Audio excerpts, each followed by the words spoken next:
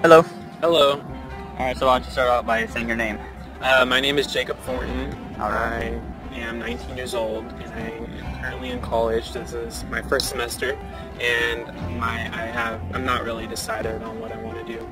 And where are you going? Where are you attending school? Fresno City. Alright. Now I understand you have a YouTube channel, right? I do. Scooby Coob. S-C-O-O-B-Y-O-O-B. Wait. S-C-O-O-B-Y-C-O-O-B. Alright. Now I understand that you currently posted recently posted a video. Mm-hmm. What was it about?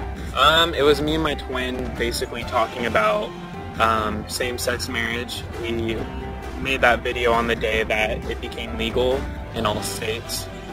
Alright. Now is it okay if I ask personal questions if I end up hitting one of those? Mm-hmm. Alright, cool. How do you feel about same-sex marriage being accepted? It's surreal. I don't know, it's surreal. I did not think that it would happen this fast. And why is that? I don't know. I thought it would take a while. I didn't think the federal government would just make a law about it. I thought each state would eventually accept it. Okay.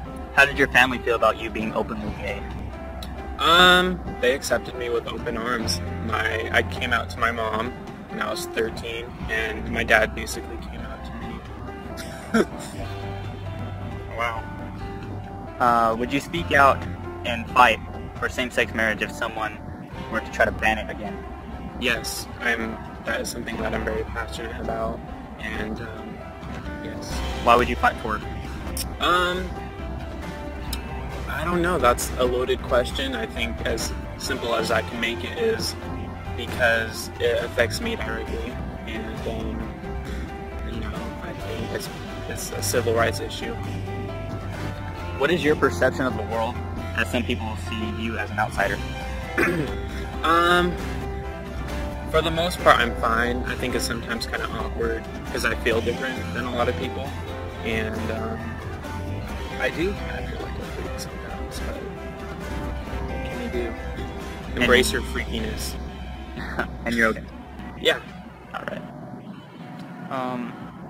When did you realize that you were gay? I knew I was different from an early age. I would wear girls' clothes, I played with Barbies, I would like just certain things. I was very creative, and I actually found out I was gay when my brother dared me to look at porn when I was 10. And yeah. Alright. What struggles have you faced upon until this point where it is now accepted in most of society today? Wait, what's the question? What struggles have you faced up until this point? To be honest, I haven't faced a lot of struggles. When I was little, some of my brother's friends would make fun of me. Some people at school would make fun of me. But probably I was bullied once, and the vice principal had to get into the situation. And my brother had also gotten punched by a kid in 8th grade for sticking up for me. So, yeah. Did you thank him for that? I did. He's my #1 supporter. Awesome. Do you still face any struggles, even after the fact that it's been accepted? To be honest, I really don't. I'm very lucky, and I'm lucky to have a family that supports me 100%. And most people nowadays, they don't care. They may have an opinion about it, but people are pretty nice about it. So, there's been an article that I read where they were saying that they were going to sue. It was a gay couple. That they were going to sue this company that made what is known as the Bible. It's a series, it was a movie, and they were going to sue it because they found some scripture, I guess, that was written inside the movie itself, and they wanted to sue that company for saying that. How do you feel about them doing that? A scripture from the Bible? Yeah. And they got it directly from the Bible? From that movie. Well, I don't understand why they sue them, because it's someone's religion. They're making a movie out of it. You know, that's people's beliefs, and that's fine to have your own beliefs as long as it's not affecting you directly. So my perception of this whole thing is, you know, I like the fact that that gay marriage is accepted. I highly encourage that. Now, for these couples to go out and sue churches and sue priests because they don't agree to it, how do you feel on that? I don't know. It's a tricky question. I think if it's not affecting you directly, then it should be left alone.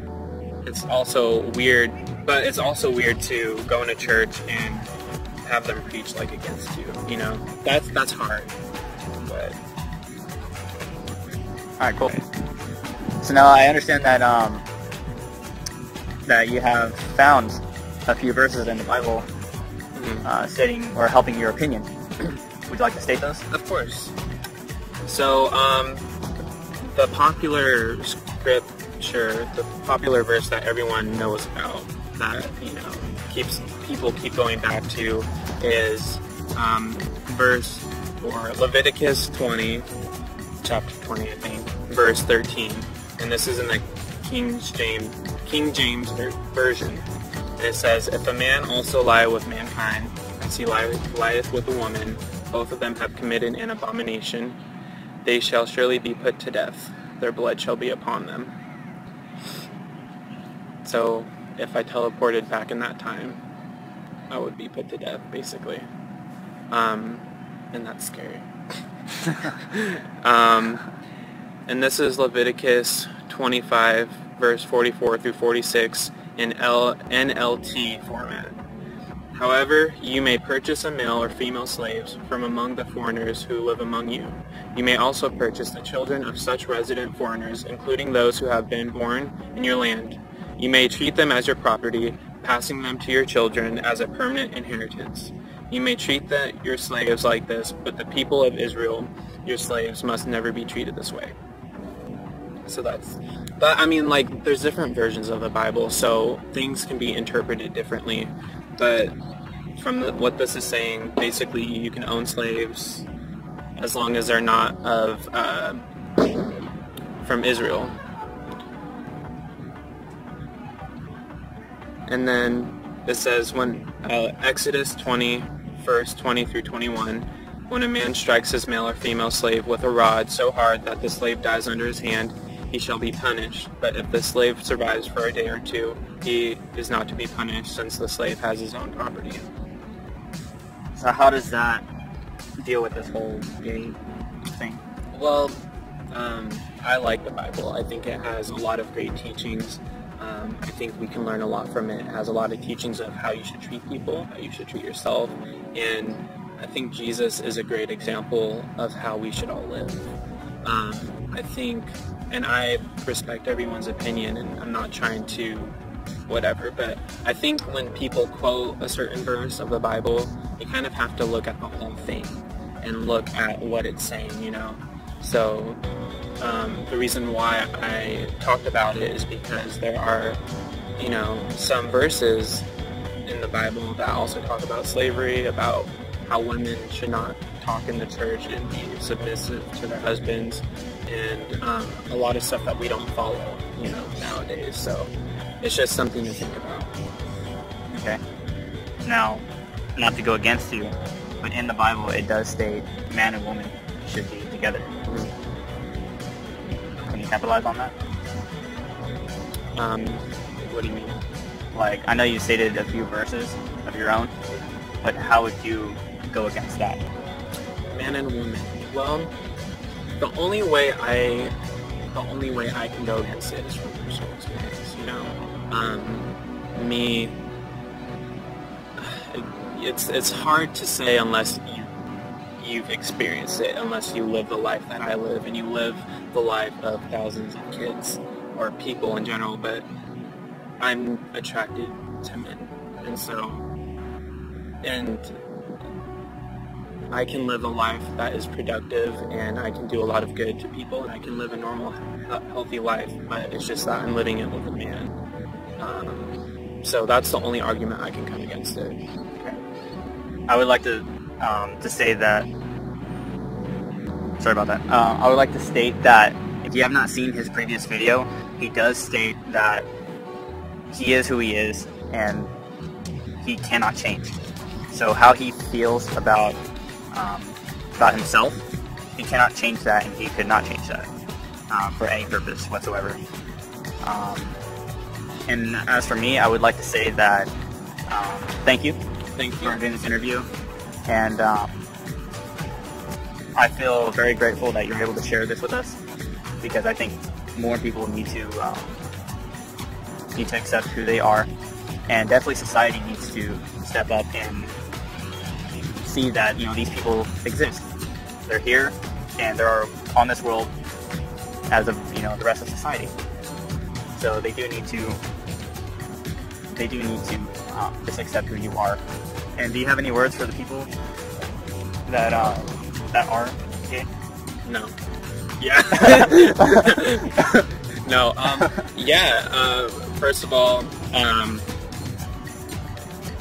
I think my main message is to people who are struggling with it, and struggling with family and stuff.